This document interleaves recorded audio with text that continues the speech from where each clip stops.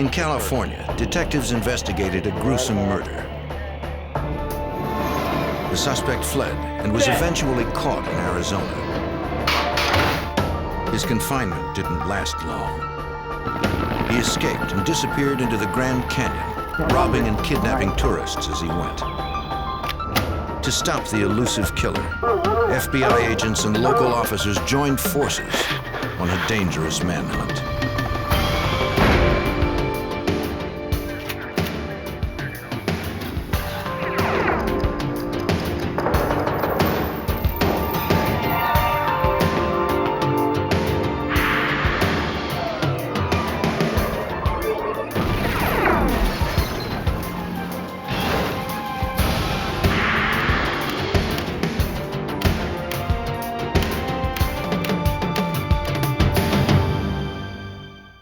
A killer was on the loose in one of America's most popular tourist destinations.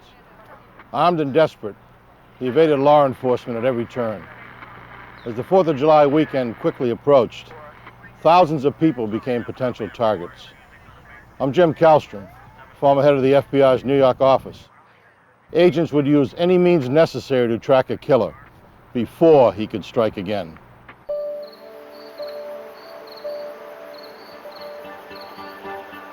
In the early morning hours of September 20th, 1990, a fisherman cast a line into the Burns Cut River near Stockton, California. He felt a tug and reeled in something heavy.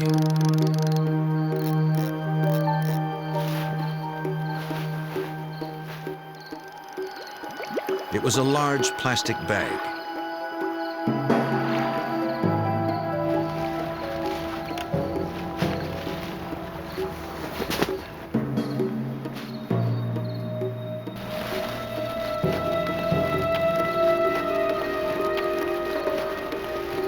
Inside, he found a human leg.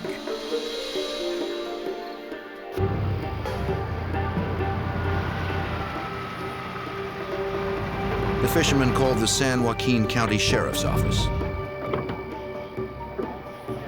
Find anything else out there? Deputies responded to the scene immediately. They confirmed the report of human remains and could find no clue as to the victim's identity. The deputies called in Homicide Detective Sergeant Armando Mayoya, who would run the investigation. The search of the river for any other items of evidence and body parts continued through the night and then into the next morning. We were able to get a boat unit out to the river along with a search of the banks by detectives. By first light, the deputies were dragging the river.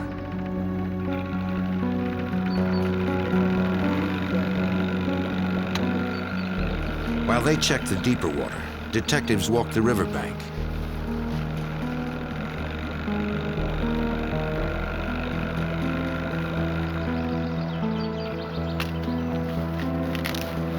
It wasn't long before they discovered another plastic bag.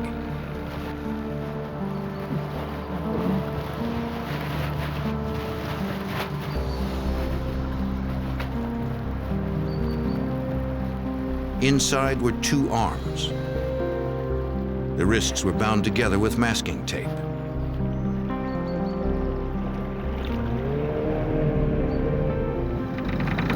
Hold it, hold it. Nearby, the boat unit deputies soon pulled up another object.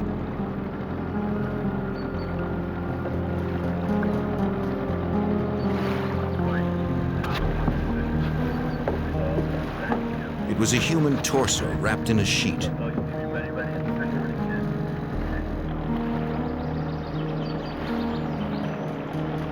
Later, they would find a right leg, the victim's head, and some clothing, all in separate plastic bags. 74. After several hours of searching, investigators had recovered an entire male body. They didn't know who the man was. It was a pretty brutal murder case, and for someone to take the time to dismember a person and to transport that person in different bags and dispose of the body without caring. It's very callous and cold. At the morgue, a coroner examined the remains. He determined that the victim had been dismembered with a serrated knife. It would take more time to determine the actual cause of death, or if the man was alive when he was dismembered.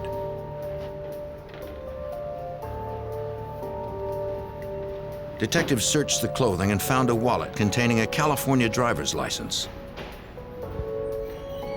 It belonged to 40-year-old Sam Lee McCullough of Stockton. Police records showed McCullough had a minor arrest record. A fingerprint check confirmed his identity. After informing McCullough's family of his death, detectives got permission to check his house for evidence. Once the victim was identified and we had a name and a location where he lived, we responded to the victim's address. He lived in the 5200 block of East Mariposa Road in South Stockton. They arranged to meet Sam McCullough's girlfriend at his home. Someone is missing? She had reported McCullough missing earlier that day. Since he hadn't called her in several days, she checked McCullough's house and saw that the place was in disarray. Many items were missing, including his white Jeep Cherokee. Also missing were 2 shotguns, a revolver, and a 9mm semi-automatic pistol.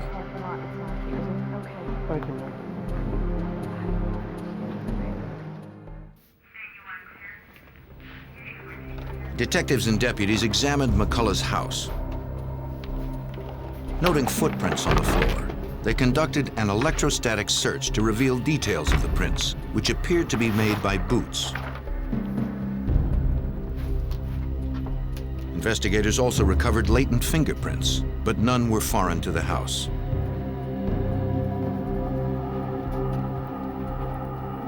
If the murder occurred in the house, the killer had removed any obvious evidence. A homicide of this nature, you would expect to find blood just all over the place, stains. The person that was involved in this case took a lot of time to clean and hide his tracks in this case. In the bathroom, a deputy made an important discovery.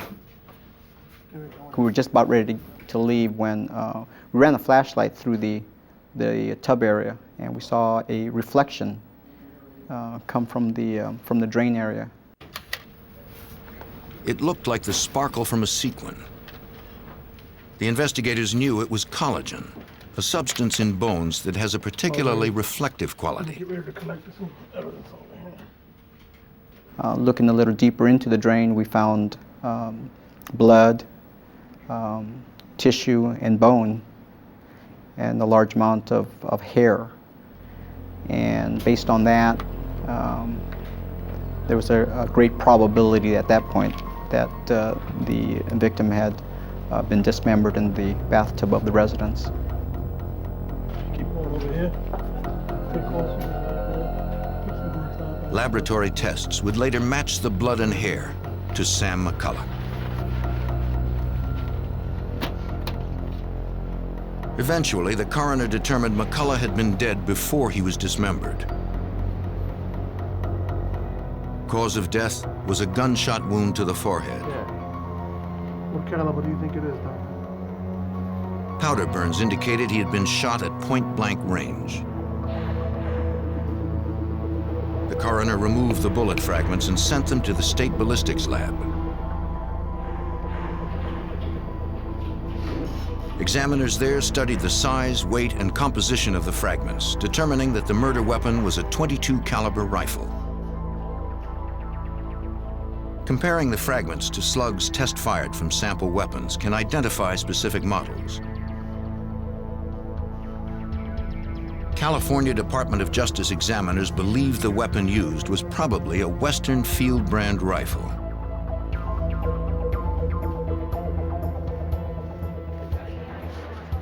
Detectives found documents listing the serial numbers of McCullough's Jeep and his guns. They entered the numbers into the National Crime Information Center. The NCIC is a nationwide database used by law enforcement agencies to track criminals, missing persons, and stolen property.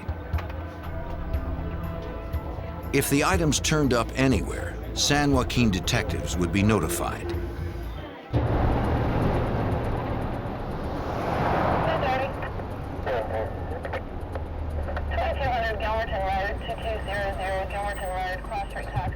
Within days, a Stockton police officer discovered the victim's Jeep abandoned several miles from McCullough's house. Yet an examination yielded no additional clues.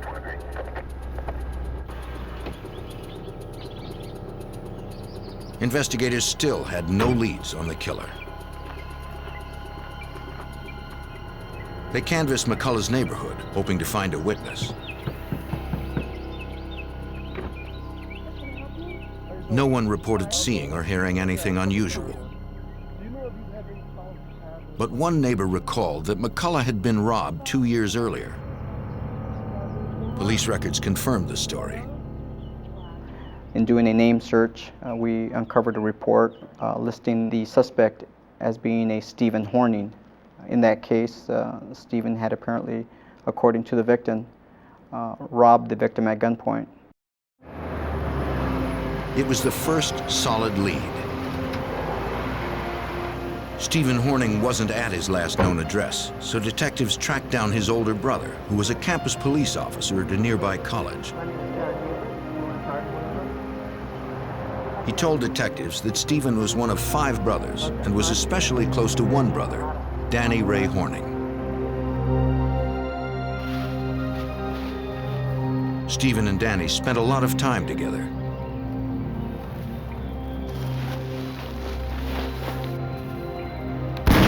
They often hunted and fished along the Burns Cut River, the same river where McCullough's body had been dumped.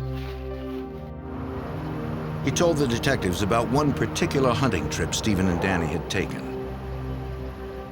They had shot a deer, brought it home, and butchered the deer in the bathtub of the residence. And that was significant to us, as the victim had been dismembered in the same way. Okay. The eldest Horning brother added another detail familiar to detectives. After butchering the deer, Danny had placed the animal's limbs in black plastic garbage bags. Detectives thought the story had an eerie resemblance to the homicide of Sam Mccullough. They asked the brother to identify some clothing found in a bag containing body parts in the Burns Cut River. He said that the black shorts and t-shirt looked like those his brother Danny often wore. Police noted that no one in the Horning family had seen Stephen or Danny since September 19th, the day Sam Mccullough was probably killed. The investigation progressed to the point where there was enough probable cause to present the case to a judge, and a search warrant was issued for Stephen and Danny, along with an arrest warrant. On November 20th, 1990, 2 months after the murder, San Joaquin sheriff's officers returned to the brothers' trailer located behind their parents' house.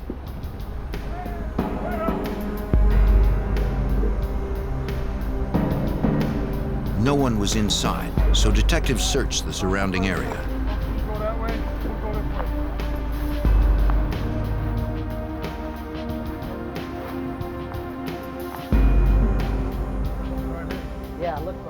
Behind the trailer, they found important evidence.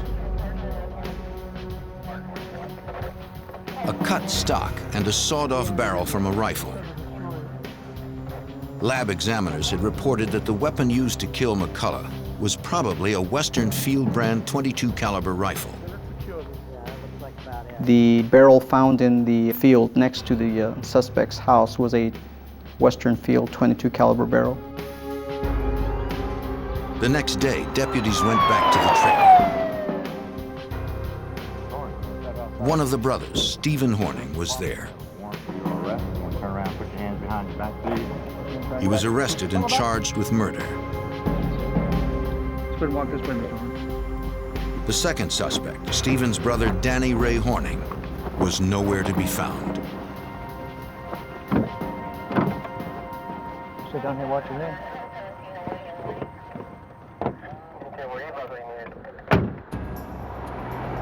At the San Joaquin, California County Jail in December of 1990, detectives held one suspect in the murder and dismemberment of Sam Mccullough. Stephen Horning had been arrested after a month-long investigation, but detectives needed more evidence to hold him. His brother, Danny Ray Horning, was also wanted but had fled the area. Stephen swore he had nothing to do with the murder and said he didn't know where Danny was. Since Stephen wouldn't help them locate Danny, the investigators turned to the Horning's father for answers. Mr. Horning offered valuable information regarding the possible murder weapon to Detective Sergeant Armando Mayoya. After speaking with the suspect Danny's father, I learned that that Danny had been seen with a sawed-off .22 rifle. Their father said Danny and Stephen had been behind the trailer when Danny shot a dog with the .22. Then Stephen fired at it with a crossbow. Mr. Horning believed his sons had buried the dog in the field behind the trailer. Investigators searched the Horning's yard. They noticed one area seemed to be covered with freshly dug earth and began to excavate. The dog was found, and a search of the dog by another detective found a bullet in the brain. The bullet was processed at the state ballistics lab. Examiners determined that the dog was killed with a Western Field .22 caliber rifle. The same model had been used to murder Sam Mccullough. The technician compared the bullet from the dog to the one that had killed Mccullough. The tests indicated it was likely that both bullets were fired from the same weapon. Detectives returned to the county jail and confronted Stephen Horning. They described the damaging ballistics evidence, explaining that the bullet from the dog was consistent with the bullet that killed Sam Mccullough, and that his brother Danny had been seen with a Western Field .22. Realizing the case against them was strong, Stephen decided to cooperate. He claimed Danny had been in on the first robbery of Mccullough 2 years earlier. Danny had vowed to kill Mccullough for pressing charges. But then he went to prison for child molestation. When he got out a few months before McCullough's death, Danny had mentioned going back to rob Mccullough again. Since no physical evidence implicated Stephen in Sam Mccullough's death, investigators dropped the murder charge against him. They needed to find his brother, but Danny Ray Horning had disappeared. For 6 months, Detective Sergeant Armando Mayoya worked the case but found no new leads. Then, on March 22, 1991, he was contacted by authorities in Winslow, Arizona about Horning. Well, I received a phone call from Winslow Police Department, and they informed me that he had been arrested in a bank robbery. That day, Horning had walked into the Valley National Bank in Winslow, more than 800 miles east of Stockton, California.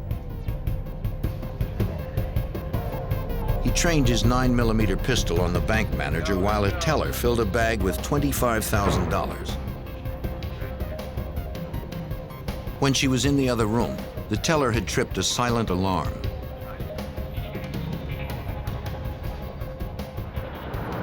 A block away at the Winslow Police Department, Detective Elmer Hassey took the call. Under the concealment of the unmarked car, I had plenty of cover. Positioned myself to where I could try to see what was going on in the bank. He couldn't see from the vehicle, so he went for a closer look. When the detective checked through the window, he saw a single gunman backing toward the door with a hostage. Came through the door.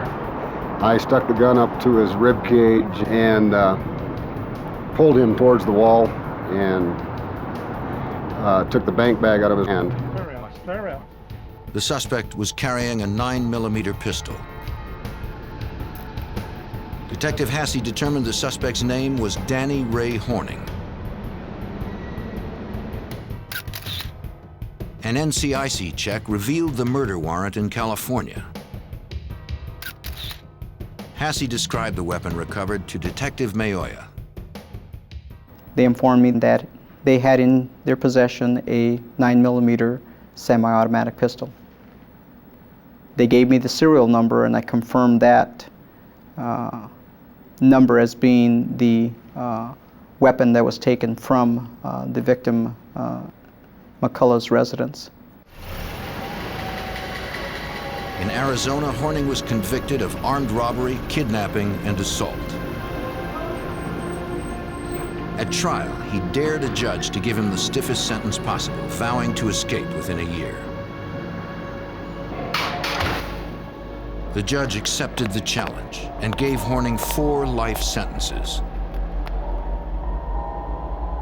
California authorities decided not to extradite Horning, who would serve his time at the Arizona State Prison in Florence.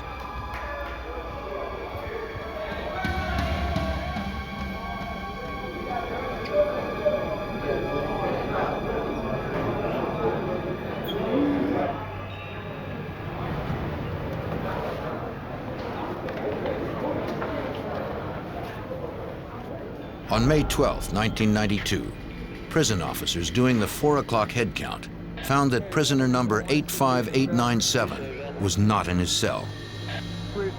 The prison was locked down and thoroughly searched. But Danny Ray Horning was nowhere to be found. The convicted felon and suspected killer was on the run.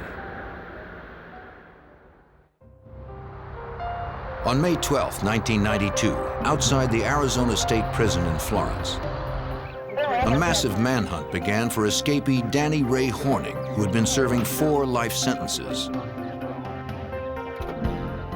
Horning was also a suspect in a gruesome dismemberment in California. Arizona Department of Corrections fugitive investigator Doug Schuster helped organize the search.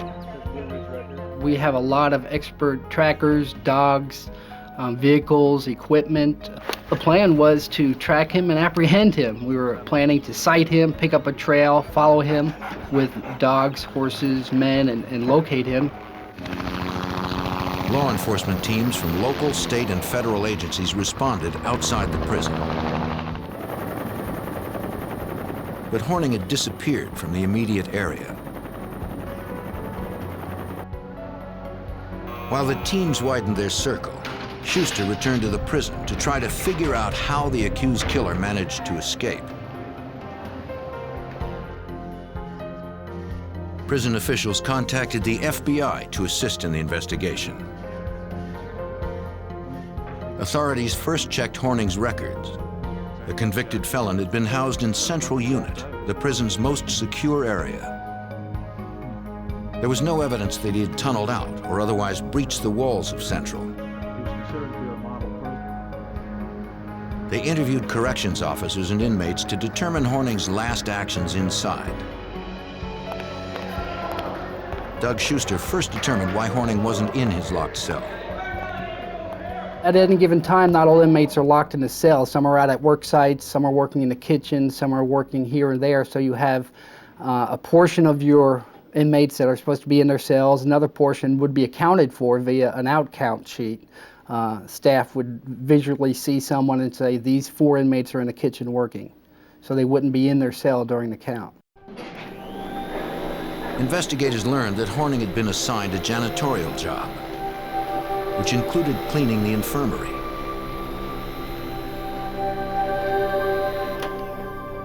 This gave him access to medical uniforms. Well, he was able to obtain the white lab coat from the medical unit located inside the prison here. He was able to get a pair of white pants from the workers in the kitchen. Investigators believed Horning exchanged his prison uniform for the lab coat, white pants, and a forged employee ID. They believed that he simply walked out of the prison and just a few miles into the town of Florence. Investigators looked over Horning's record to try and determine where he might go. One possible destination was California, where Horning had family and connections. The other was Winslow, Arizona, where Horning had vowed to get even with the cops and FBI agents who had sent him to prison.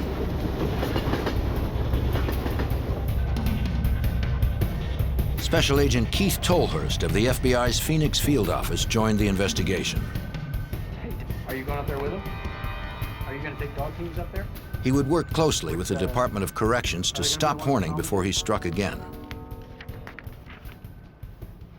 The information from the prison told us that they believed he was going to rob some more banks and then go to Winslow and try to kill either the Valley National Bank people that he robbed the bank from or kill the agents. So we believed he was going to head that direction. The agent examined the items left in Horning's cell. They would be sent to profilers at the FBI Academy in Quantico, Virginia.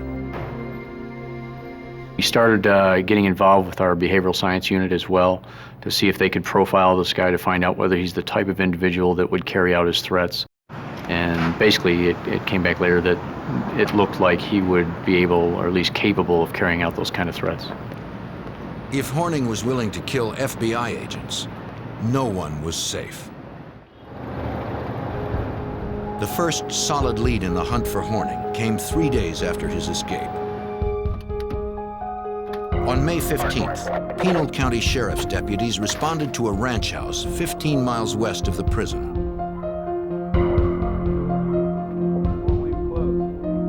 The owner said the house had been burglarized.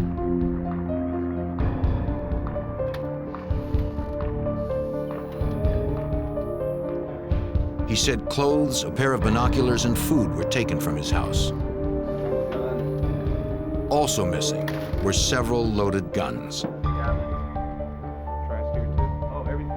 The FBI and local deputies believed it was Horning, stocking up for his bid to seek revenge. They were right. And they found a fingerprint of his at the house to confirm that it was him that had done that. So now we're a little more concerned even that he was headed in the direction that he had said because he was starting to try to carry out his plan. Good afternoon. We're holding this press conference. The fugitive was now armed. The FBI turned to the media to warn the public and to solicit their help. At a news conference, agents released Horning's photo and information about his escape. Anyone spotting Horning was asked to call the FBI immediately, though they were instructed not to approach the suspected killer. The media coverage generated many leads. One came into the FBI from campers, claiming that Horning was stealing food, maps, and camping gear near Lake Mormon, about 170 miles north of the prison. Even though Horning knew how to hunt and fish, the burglaries were essential to his survival in the woods. Local officers followed his trail. He'd break into cabins, he'd steal food, and then he'd move on. And what we ended up trying to do was a house-to-house search of all the cabins in the area. That was something that was going to be done by the local county sheriff offices, and they were searching as many houses as they could.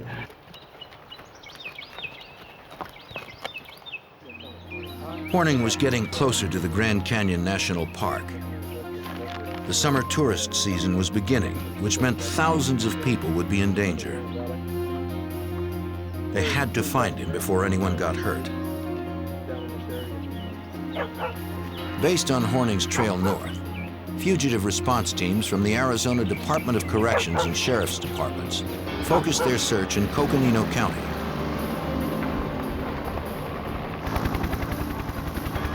It was an enormous undertaking. Coconino County consists of over 18,000 acres of woods and difficult terrain.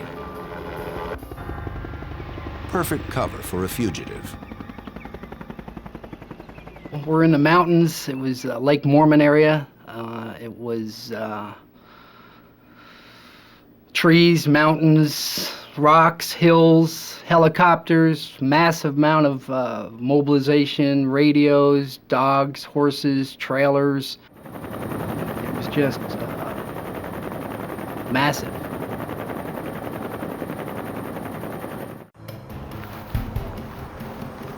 On June 3rd, 1992, a National Forest Service officer was patrolling a campground in Coconino County. The officer spotted Horning walking out of a wooded area. It was too dangerous for a lone officer to follow the armed killer into the forest.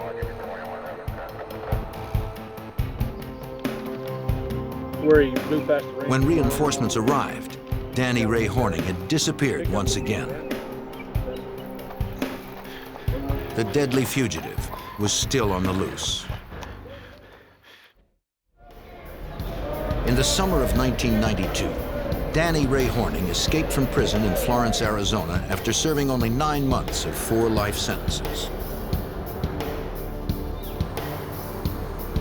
The FBI believed the suspected killer was heading north towards Winslow, Arizona, to seek revenge on agents who had locked him away. On June 11th, agents responded to a report of a cabin burglary near the town of Pine, midway between the prison and Winslow. This time, Horning stole a truck and tried to establish himself as an outlaw celebrity, according to FBI Special Agent Keith Tolhurst. More guns were stolen from there, and then that's where he left a note that said, you know, thank you for the items, Danny Ray, and trying to make his folk hero name known, I guess. When the story hit the news, investigators worried the public might not realize how deadly Horning was. They knew he had likely dismembered a man in California. Now Horning had a vehicle, was armed, and was nearing the Grand Canyon National Park as tens of thousands of tourists were beginning their vacations.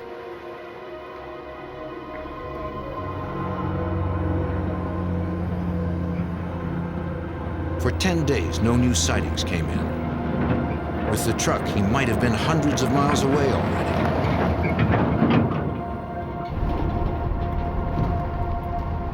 Then, on June 21st, a Department of Public Safety officer spotted the stolen truck 50 miles north of Pine. Danny Ray Horning was driving. The officer called for backup.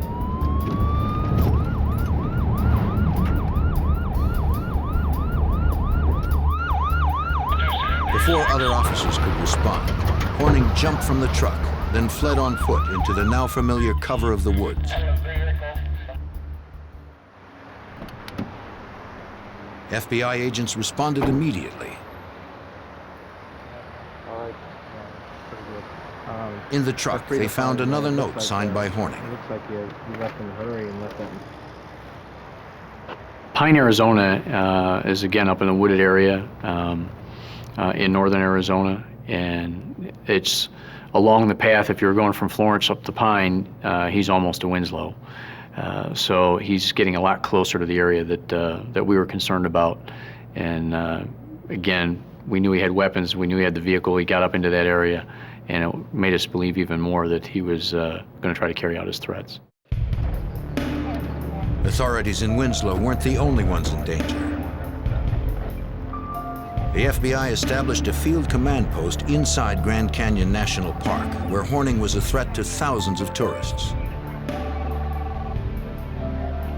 They tracked confirmed sightings, plotting out Horning's movements. Agents coordinated the response to each sighting and relayed information between the many law enforcement agencies involved.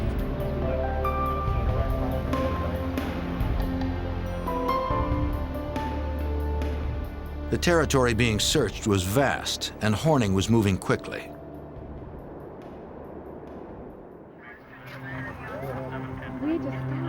On June 23rd, 2 tourists reported to agents that Horning had carjacked them inside the national park.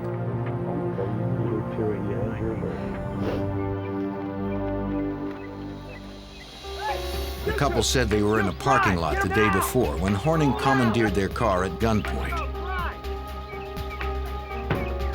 He demanded that they drive him to the canyon's rim.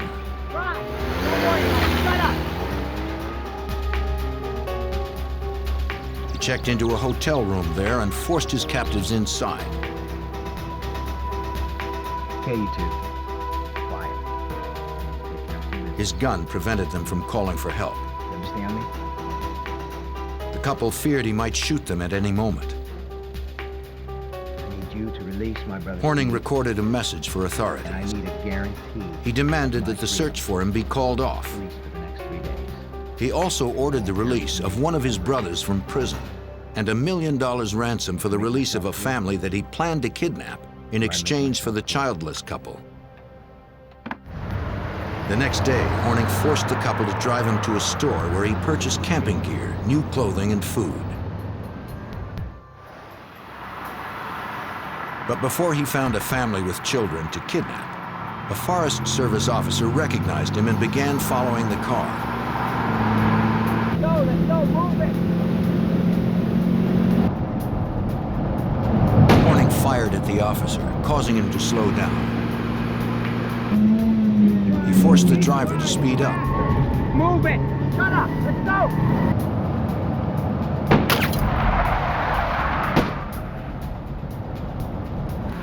When he had gained some distance, Horning ordered the car stopped. Bang! He jumped out and fled on foot.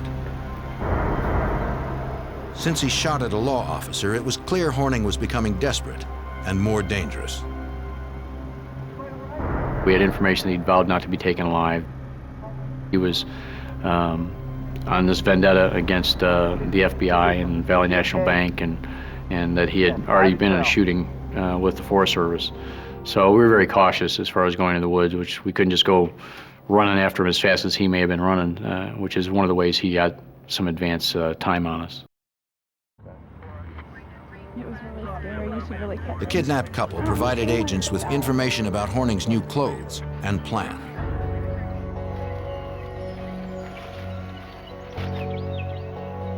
Once again, armed search parties scoured the area where Horning was last seen, but found no trace of him.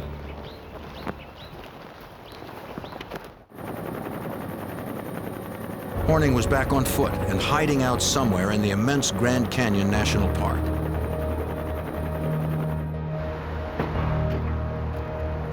He had vowed to kidnap a family with children. Come on, guys. Let's go. To stop him, the FBI brought in their elite hostage rescue team, known as the HRT.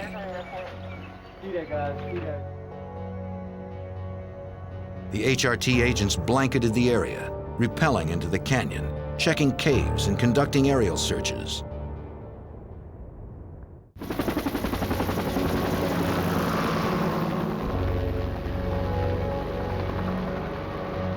They had to find the suspected killer before he had the chance to kill again.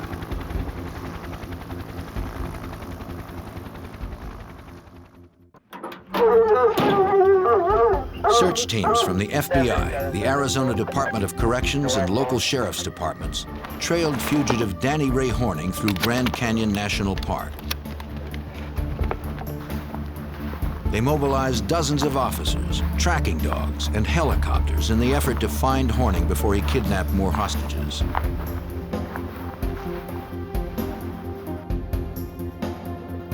But the accused killer could have been anywhere in the immense park's 1.2 million acres. Because of the danger Horning presented to tourists, the FBI decided to close the Grand Canyon National Park for the July 4th weekend. It was a major undertaking. The holiday is the park's busiest weekend of the year.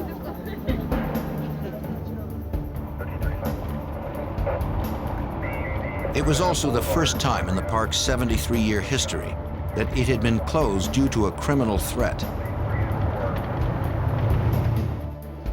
But Horning was dangerous enough to warrant the extreme action, according to FBI Special Agent Keith Tolhurst. He was moving around inside the canyon, and we couldn't control that because there was too many people in the canyon.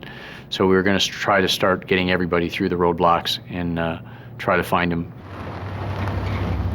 New visitors were turned away, and those already in the park were asked to leave. Police set up roadblocks at entry and exit points around the Grand Canyon. They searched vehicles and informed motorists of Horning. But they didn't stop him in time.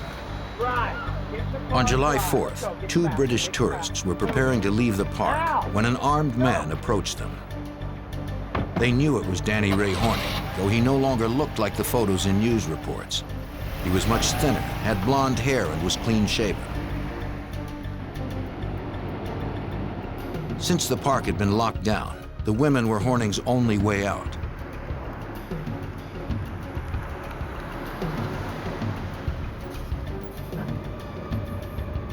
At a roadblock, a ranger stopped the car and spoke to the 3 inside. Horning had threatened to kill the women if they tipped off anyone. I know you guys all know each other. The kidnapped women had to act calm as Horning sat with a gun trained on them.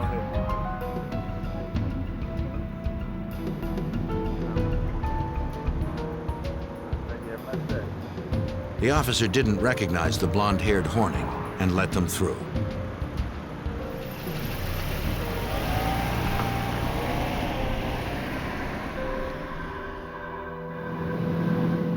Once they were out of the park, he forced them to drive 60 miles south to Williams, Arizona.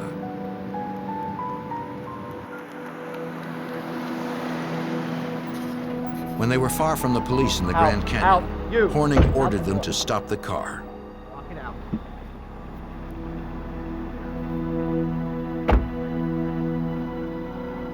Brandishing his gun, he marched the terrified women into the cover of the woods.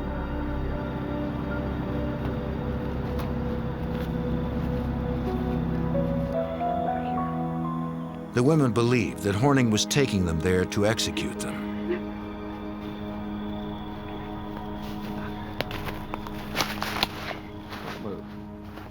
To their relief, he left them there, fleeing in their car.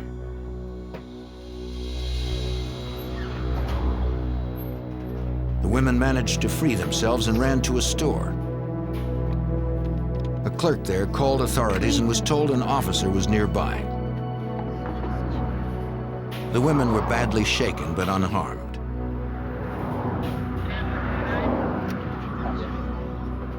Ladies, are you okay? For me. They provided police with updated information about Horning, including his new look and his getaway vehicle. We had put a description of the car out that the women had stolen from them, and a DPS officer spotted that car going from the Grand Canyon towards Phoenix.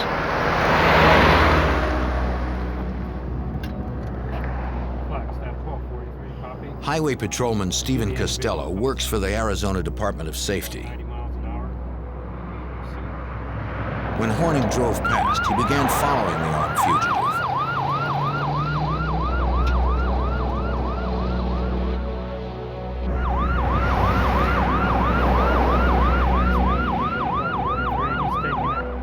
It wasn't long before it became more than a car chase. I hear a great big old bang, and I thought it was something wrong with the car. I looked at the gauges, all as well. At that particular time, I realized I'd been shot at, and I notified my dispatcher at that time that I'd been shot at, that I was all right, and I was going to follow him. The gunfire forced the patrolman to keep his distance, He's going to be taking the ramp at... but he knew he couldn't lose Horning. 17. The fugitive tried to make a getaway by turning off near the town of Sedona. He takes the ramp, and I could see that he slammed on the brakes, and he skids in, and he has a slight accident is what he does. He hits a sign. I shouted out, you know, you better stop. The shot missed. The officer had orders not to follow Horning into the woods.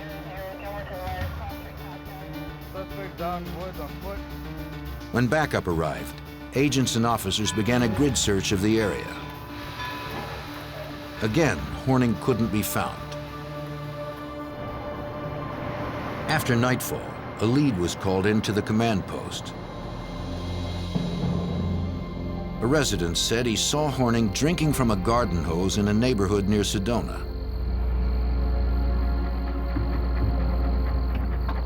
A Border Patrol agent responded to the call. As far as anyone knew, Horning was still armed.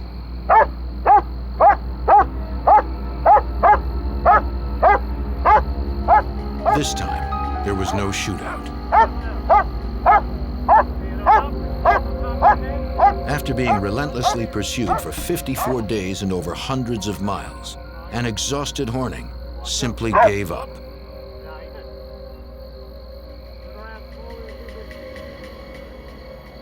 No doubt in my mind that because of the efforts of the teams that had been chasing him, that they had basically run him into the ground. He was laying there, dog-tired with his tongue hanging out, and for a man who still had his weapon on him and vowed not to be taken alive, all he wanted was a glass of water. Danny Ray Horning earned 6 more years for his actions during his violent flight. Mr. Danny Horning? Authorities in California decided to extradite Horning and charge him with the murder of Sam Mccullough. His trial began on May 12, 1994.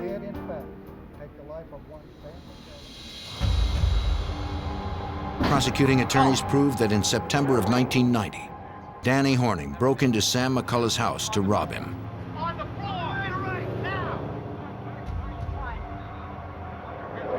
Horning was angry that McCullough had pressed charges after an earlier robbery. He bound McCullough, rendering him helpless. Horning was using his sawed-off .22 caliber Western field rifle, the same one witnesses had seen him kill a dog with earlier. At point-blank range, Horning fired one shot at Sam McCullough.